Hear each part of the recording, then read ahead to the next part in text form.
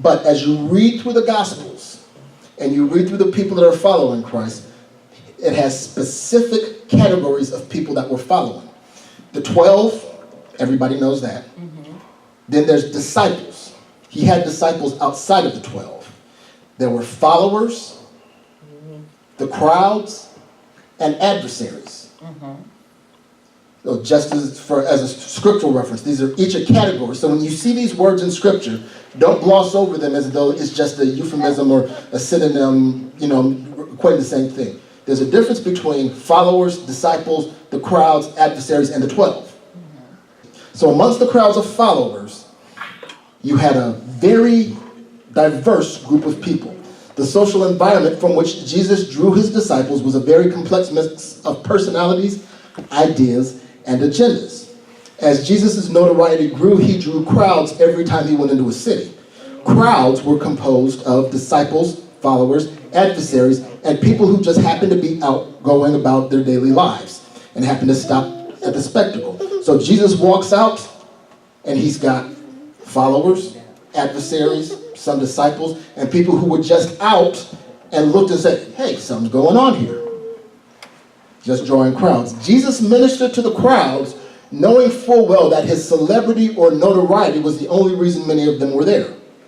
Followers, on the other hand, were people that traveled behind Jesus as he went from place to place, but had not aligned themselves yet with him in discipleship.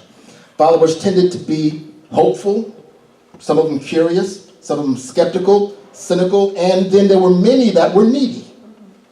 Somebody needed healing, somebody needed deliverance, somebody needed something, and they followed Jesus because maybe if they could get to him, they could find deliverance. They were followers for fishes and loaves. Some thought he was a prophet, some thought he was Elijah reincarnated, and some didn't know what to think. They just wanted to see what was going to happen to him.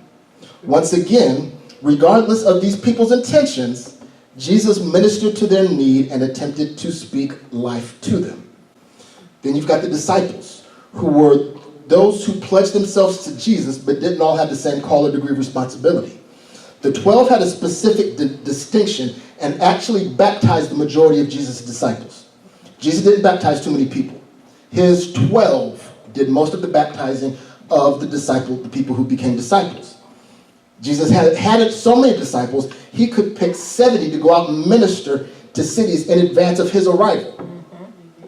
They didn't have the call of a preacher or an evangelist or any other ecumenical title in operation today for one who claims the gospel, but they did have the call of a disciple, which qualified them to be a herald and proclaim a message that would prepare people to encounter Jesus. Those are disciples, not pastor such and such, not bishop somebody, or overseer or evangelist, but good old-fashioned, plain, no-titled brother, sister, so-and-so, who were disciples, were qualified to go out ahead of Jesus and let folks know Jesus is coming. Yes. More will be said of this later. Also of note is Joseph of Arimathea, who was a secret disciple, which was a very shameful label set upon him by John, because if you're going to be somebody's disciple, you should be proudly proclaiming it. Doing it in secret in an honor-shame society, that's not exactly kosher. Yet, he was critical to the completion of Jesus' work. Even the secret disciples, or the ones that don't have it all together, can be extraordinarily useful. Had there been no secret disciple in Joseph of Arimathea, there would have been no tomb for Jesus to sleep in, and his resurrection from a pile of dead bodies would have been a lot less miraculous and a lot less controversial. But God has the ability to take even the secret ones that don't have it all together and turn them into instruments for his use. Yes. Last but not least, the 12. These were the ones that all the preachers preach about and people teach about in Sunday school, though only the most astute of us can name all of them. Walt can probably do it. I had to look him up.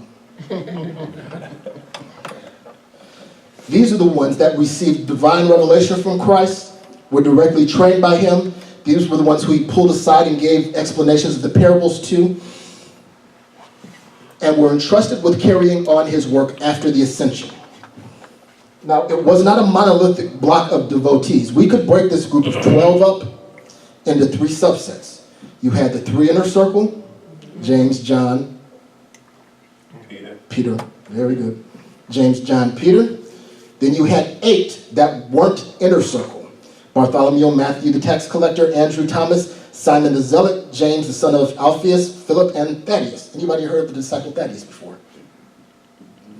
Yeah, got a few people nodding their heads, and that's something we talk about a whole lot. Right. Disciple Bartholomew. Where's the book of Bartholomew? Finally, there's the one who hung himself, Judas Iscariot. These were they, the 12 or the 11, by the time it was all said and done, that would become friends of Jesus. I want you to keep that in mind as we talk about a discipleship continuum. Friends of Jesus and the apostles. So, that's the environment